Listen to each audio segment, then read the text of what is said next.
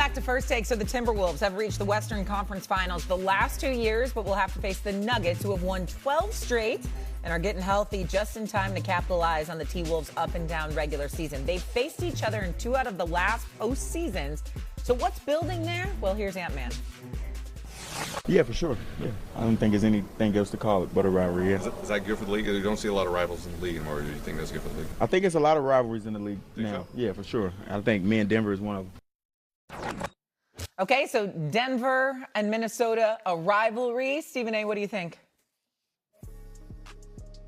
I would say so, because I think that Jokic and Murray can't be summarily dismissed. They were 3-1 against Minnesota this year, but Minnesota has knocked them out in the playoffs before.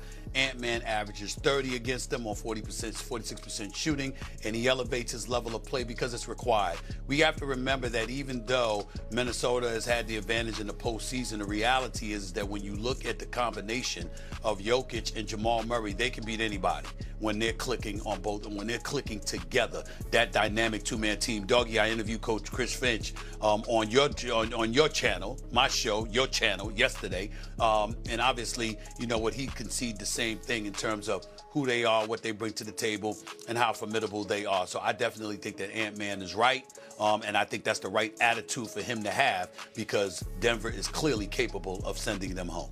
Yeah, they sure. I'd be a very good series. I don't look, though, a second-round playoff series in the NBA historically is not going to be a rivalry situation, so I don't quite look at it that way. Plus, Jokic. Now, listen, I'll tell you a rivalry.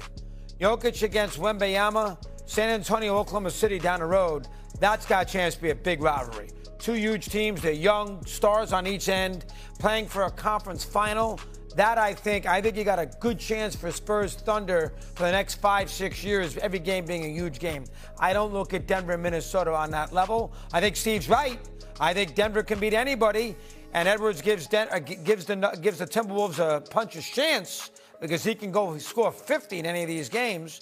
But at the end of the day, Nuggets are playing well right now. They won 14 in a row. They did a nice job. They played well. I would think Denver will win the series. So the Nuggets won the chip, we remember, in 2023. And then the next year in the semifinals, the Timberwolves beat them in 7 games. So they've kind of built this thing now in the postseason, it feels. We'll see what happens in the first round this year. Because there has not been a repeat champion in the NBA in 8 seasons. So would it be more impressive now if Oklahoma City can do it and repeat? Or if Boston wins it all with Tatum coming off that Achilles injury so early? What do you think, Matt? I think Celtics, based on the idea that, nobody expected at the beginning of the year for them to be in this situation without Tatum for 70-something games, 60 games.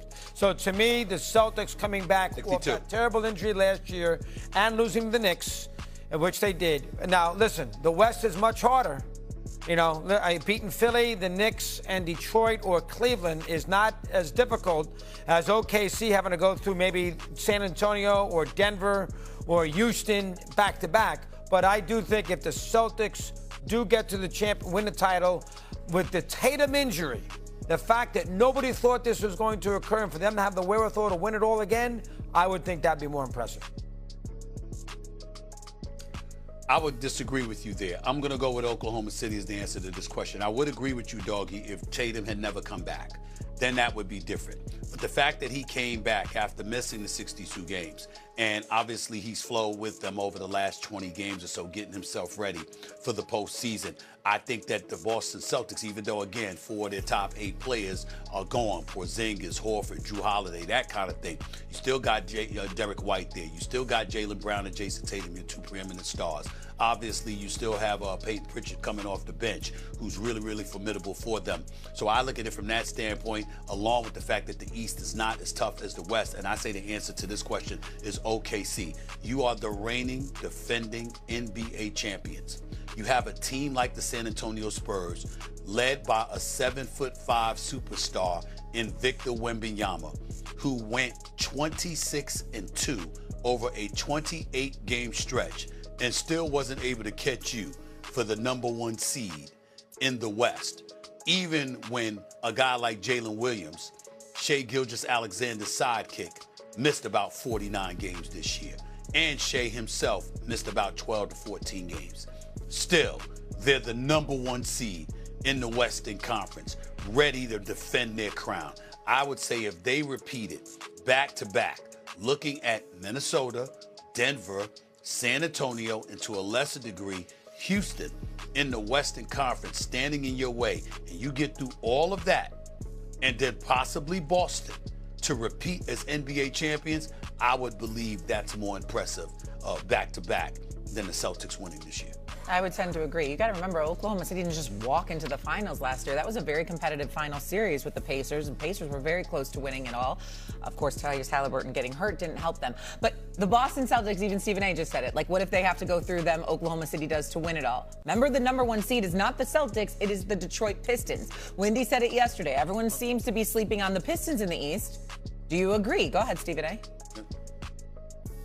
I was going to say this. One last thing to add about Shai Gilgeous-Alexander. He was injured, Doggy, and he comes back. Since he's been back, 19-1. He's Just great. wanted to throw that out. Great. Team's great. By the way, 19-1. Are we sleeping on the Pistons? No. And I'm glad you asked that question because I hope the Pistons are watching. I want them to understand this. They've been the number one seed.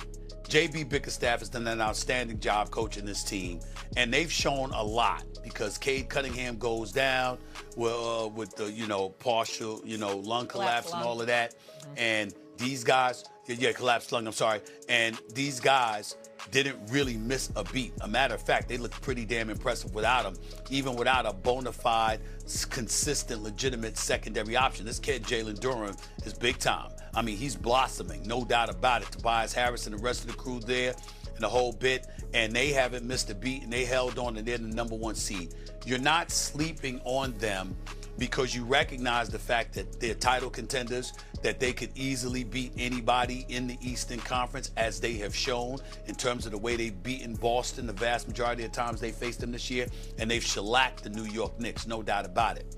The only reason why this question is being asked, Celtics got Jason Tatum back, and now everybody's looking at the fact that the Celtics, 12 straight years in the playoffs, Jaylen Brown in like his 7th or 8th conference finals, Jason Tatum in like his 6th conference finals. This is par for the course for them. So because we know who Boston is and what they bring to the table, and they're led by two preeminent superstars in this game, in Jaylen Brown and Jason Tatum, that's why we haven't been talking about the Pistons as much, because they've got to prove to us that they are what their record in the regular season says they are. But we know they're formidable. We know they're tough. We know they're physical. We know they don't back down to anybody. And when Cade Cunningham is ready to go, which he should be for these playoffs, obviously that's going to do well for them. We shall see. They could not score against the Knicks in the last 5 minutes of those playoff games last year. They could not score. They lost 3 home playoff games. Brunson made every big shot. They did not have anybody to match them. Knicks took Cunningham away. They had nowhere else to go. Knicks also had Towns. So to me, only won 2 playoff games. I got to see Detroit. So I don't think people are sleeping on them. I think they're not that great. I have to see Detroit. And last year I called it with Cleveland. I thought they were a paper tiger, and they got waxed in the second round. I think Detroit's going to have a lot of trouble here in this postseason. They're going to win the opening round. They beat us Charlotte and Orlando. We know that. That next round, I don't like Harden, so maybe they do beat Cleveland, but I don't think they're going to get by the Boston Knicks series. So I don't think Detroit. And Detroit's goal here is the finals. They lose in the finals, we're going to live with it. They had a great year. Detroit can't be the 1 seed, win 58, 60 games, whatever they won, and then show up nothing in a conference final. They got to win 3 playoff rounds for them to think, wow, Detroit did a great job. Hold on. I don't think they're going to do that. 3, not 2. That is utterly ridiculous. Hold on. That's other. Doggy think he's slick. So let me get this straight. Don't give me this regular season crap. The fact of the matter is, they were gone in the first round last year. Right. How is it that they go in the first round and all of a sudden, unless they're in the finals, the season's a failure? That's ridiculous.